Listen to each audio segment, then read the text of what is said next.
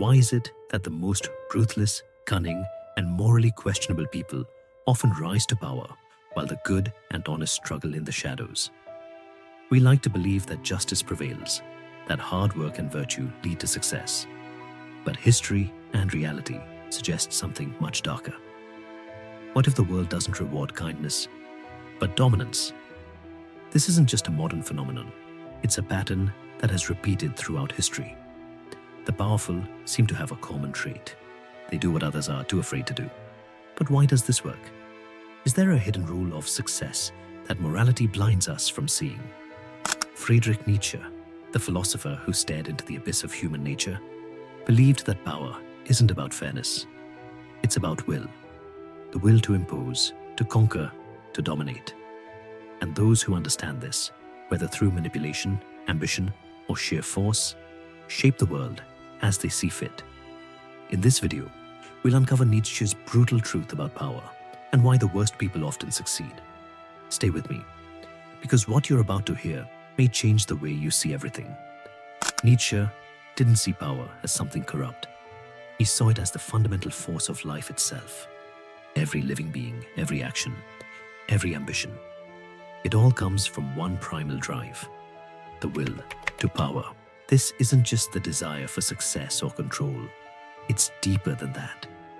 It's the will to overcome, to bend reality to your will, to impose yourself on the world instead of being shaped by it. And here's the uncomfortable truth. The people who rise to the top are the ones who embrace this will completely. They don't hesitate. They don't ask for permission. They take. But what does this mean for the rest of us? Are we just pawns in their game? Or is there something we can learn from them? If power is the driving force of life, why do most people reject it? Why do we praise humility, kindness, and self-sacrifice, while the most ruthless individuals climb to the top? Nietzsche had an answer for this: slave morality.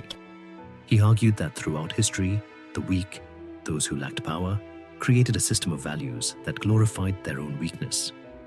They rebranded fear as humility, submission as virtue, and suffering as righteousness. In contrast, the strong, those who imposed their will, were demonized as evil, oppressive, and corrupt. Think about it. We're taught from childhood that good people wait their turn, play fair, and avoid confrontation.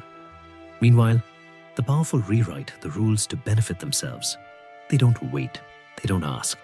They take what they believe is theirs. So the question is, are we truly moral, or have we been conditioned to fear power?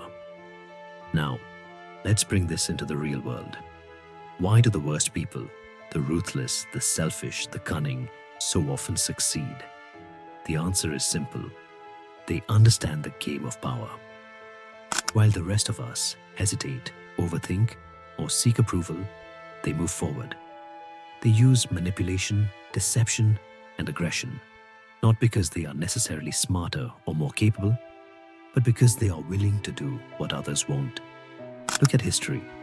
Dictators, corrupt CEOs, political manipulators, what do they all have in common? They recognize that people crave leadership, even if it comes from fear. They understand that control is an illusion, and the ones who dare to break the rules are often the ones who write them. This doesn't mean we should become them, but it does mean that if we don't understand their tactics, we will always be at their mercy. So what's the alternative? Do we abandon morality and embrace power at all costs? Or is there a way to succeed without losing ourselves? If Nietzsche was right, if power belongs to those willing to take it, then does that mean we have to become ruthless to succeed? Do we have to abandon morality to avoid being crushed? Not necessarily. There is another path. Nietzsche didn't advocate for mindless cruelty. He believed in self-overcoming, the ability to rise above the limitations imposed by society, fear, and self-doubt. The strongest individuals are not just those who take power, but those who shape it with their own will. The mistake many people make is believing that power and morality cannot coexist. But true power doesn't come from exploitation. It comes from mastery. Mastery of oneself, of one's emotions, of one's actions. The reason the worst people often succeed isn't just because they're willing to do terrible things. It's because they understand something most people ignore. Power is a tool. It can be used for destruction, but it can also be used for creation. The challenge, then, is not to reject power. It's to claim it without being consumed by it. So how can you use this knowledge in your own life? How can you rise, compete, and succeed without becoming the very thing you despise? Here's the truth. Power is neither good nor evil. It simply is. And those who refuse to claim it will always be ruled by those who do. The key is to develop a strong will, but with self-awareness, to stop seeking permission and start commanding respect. To understand that the world does not reward passivity, it rewards those who act. This doesn't mean you have to be ruthless. It means you have to be decisive, strategic, aware, speak with confidence, set boundaries without guilt, recognize manipulation and refuse to be controlled by it. Take action, even when it's uncomfortable. Most people hesitate. They wait for approval. But those who succeed, whether for good or for evil, are the ones who move forward despite fear. And that's the real difference between those who struggle and those who rise.